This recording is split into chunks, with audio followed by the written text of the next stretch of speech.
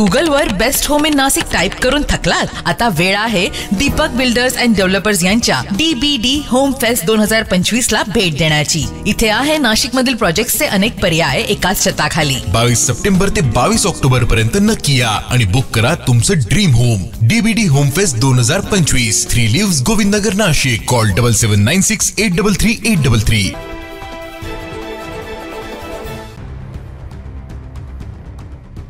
नाशिकच्या सातपूर दत्तनगर परिसरात आज दुपारी 4 वाजताच्या सुमारास एका गोडाऊनला भीषण आग लागली आहे। रहिवासी भागाच्या मधोमध असलेल्या या गोडाऊनमध्ये अचानक लागलेल्या आगीमुळे परिसरात भीतीचं वातावरण निर्माण झालं।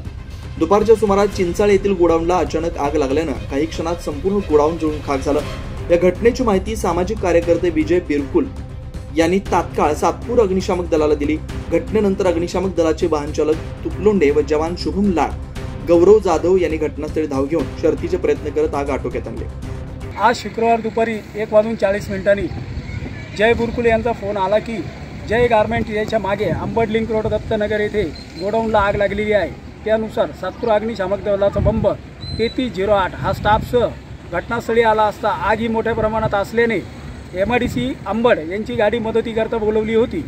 सदर ठिकाणी कच्चं मटेरियल रॉ मटेरियल प्लास्टिकचं असल्यामुळे आग विझवण्यास थोडी अडचण निर्माण होत होती व तसेच त्यांनी रहिवासी भागात गोडाऊन टाकल्यामुळे नागरिकांच्या खूप तक्रारी आमच्यापर्यंत आलेल्या आहेत। पोलीस घटनास्थळी हजर झालेले आहेत। मालकाला आम्ही फोन करून बोलवले आहे। मालक लवकरच इथं हजर होईल। सिलेंडर असण्याची शक्यता होती। 4 ते 5 रूमचे कुलूप आम्ही तोडलेले आहे, पण मध्ये काही सिलेंडर सारखं आम्हाला काही आढळलं नाही। गोडाऊन असल्यामुळे ते गोडाऊन लवकरात लवकर हटवावे असं नागरिकांचं म्हणणं आहे। काही नागरिकांना काही त्याचा त्रास जाणवला का? नागरिकांना त्रास म्हणजे आगीच्या ज्वाळा ज्या रूममधून जात होत्या त्या एका बाजूनी सोसायटीने एका बाजूनी रहिवासी घर होतं।